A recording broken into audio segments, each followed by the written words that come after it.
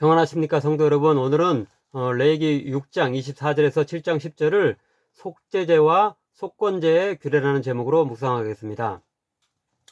오늘 본문 역시 특별히 제사장들에게 가르쳐 주시는 규례입니다. 24절부터 25절은 이렇게 시작하고 있는 것을 볼 때 알 수 있습니다. 여호와께서 모세에게 말씀하여 이르시되 아론과 그의 아들들에게 말하여 이르라. 아론과 그의 아들들, 즉 제사장들에게 특별히 하시는 말씀이라는 거죠.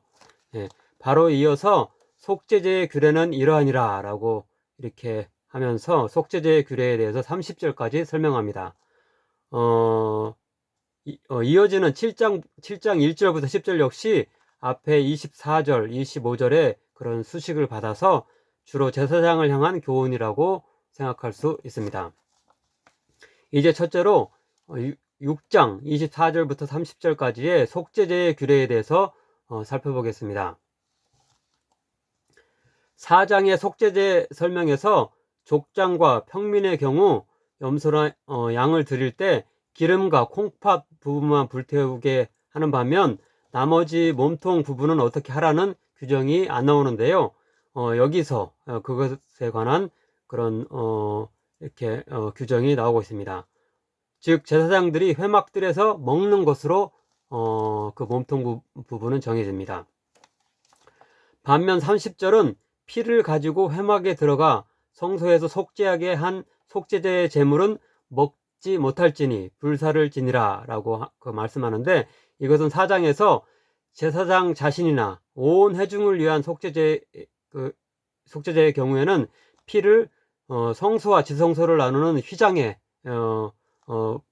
뿌린 것을 가리키는데, 이런 이 제사장이나 온 회중 같은 경우는 이렇게 성소 안에까지 피를 뿌리게 되었는데, 이제 그 경우에서는 4장에서도 보면은 그 제물을 전부 이렇게 불태우라고 하고 있는데, 여기서도 다시 한번 그것을 이렇게 그 제사장과 온 회중을 위한 속죄제의 경우는 먹는 부분이 없고 다 드려지게 되고, 다른 경우, 그렇게 성소 그 안에 피가 뿌려지지 않는 이런 족장과 평민의 경우에서는 이렇게 그 몸통 부분은 제사장들에게 돌아간다라고 볼 수 있겠습니다. 다른 한편 27절부터 28절은 제물의 피가 혹 제사장의 옷에 묻었으면 거룩한 곳에서 그 옷을 빨도록 하고, 그 먹을 고기를 삶은 그릇도 특별하게 처리하게 하는데요. 이것은 그만큼 제물이 거룩하기 때문일 것입니다.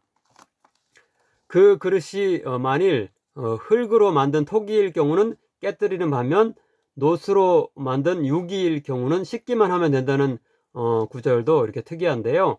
아마도 토기의 경우는 그 제물의 성분이 미세하나마 이렇게 그 그릇에 침투하여 들어간 것으로 보고, 그 미세한 성분까지도 없애기 위해 깨뜨린 것으로 보입니다. 이것은 하나님께 성별되어 드려진 것이 조금도 남지 않도록 하기 위한 조치일 것입니다. 두 번째로 7장 1절에서 7절까지의 속건제의 규례에 대해서 살펴보겠습니다. 속건제에 대한 기본적 설명은 5장 14절에서 6장 7절에 나와 있는데요. 속건제란 부지 중에 지은 죄 중에 여호와의 성물이나 이웃의 재산에 피해를 입혔을 경우 본래 물건의 5분의 1을 더하여서 배상하고 드리는 제사입니다. 그래서 배상제 혹은 보상제라고도 칭하기도 합니다. 부지 중이라도 성전이나 이웃에게 피해를 준 것까지 철저히 용서를 빌고 되갚는 순결한 마음이 담겨진 제사라고 할 수 있습니다. 그런데 앞에 그 기본 설명과 달리 여기 본문에서 덧붙여지는 내용은 어떤 것이냐고 하면은, 속건제를 드리는 구체적인 방식, 그리고 그 제사장에게 어떤 것들이 돌아가게 되느냐라는 그런 규정들이 여기서 새롭게 덧붙여주고 있습니다. 피는 번제의 경우와 같이 제단 사방에 뿌려지도록 이렇게 규정합니다. 그리고 기름과 콩팥은 불태우고 나머지 부분은 속죄제의 경우와 같이 제사장이 회막들에서 먹도록 이렇게 규정합니다. 마지막 세 번째로 8절 10절에는 번제와 소제에 대한 추가적인 규례가 나옵니다. 그런데 그 내용 모두가 제사장의 몫이 어떤 것이냐라는 것에 관한 것입니다.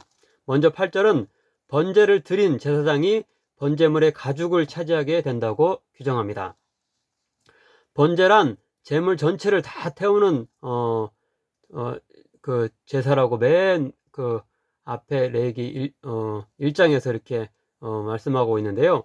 유일하게 이 벗겨진 가죽, 그 가죽만은 이렇게 태워지지 않고 제사장에게 제사장의 소유로 돌려지게 된다고 말씀합니다. 다음으로 9절은 소제물 중 익힌 것, 곧 화덕에 굽거나 냄비나 철판에서 가열하여 만든 음식은 그 제사를 집행한 제사장이 가져간다고 말합니다. 반면 10절은 익히지 않은 소제물, 즉 아마도 곡식 재료에 그냥 기름만 섞어 놓은 것, 혹은 마른 곡식 원재료 등은 제사장들 전체에 균등하게 배분하라고 말합니다. 10절입니다. 소제물은 기름 섞은 것이나 마른 것이나 모두 아론의 모든 자손이 균등하게 분배할 것이니라. 역대상 24장에 보면 레위 자손을 24반열로 나누어서, 그러니까 24반열이 조라고 할 수 있겠습니다. 24반열로 나누어 제사장 직무를 차례에 따라 감당하도록 하는 것을 볼 수 있습니다. 신약 시대에도 비슷한 규정이 있었는데요.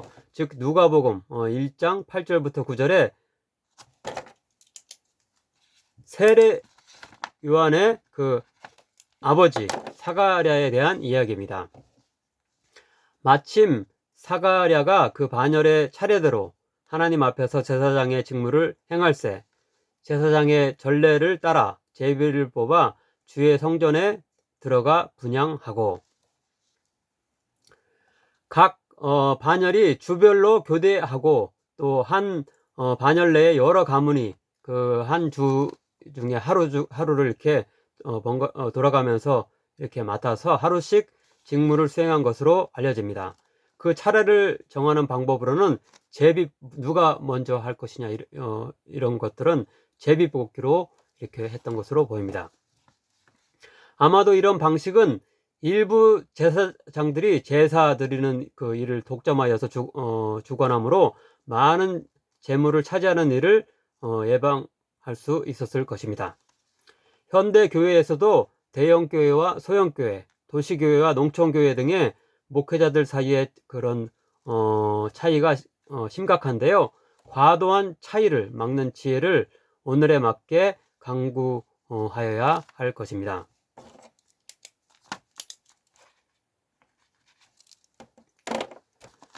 기도하겠습니다.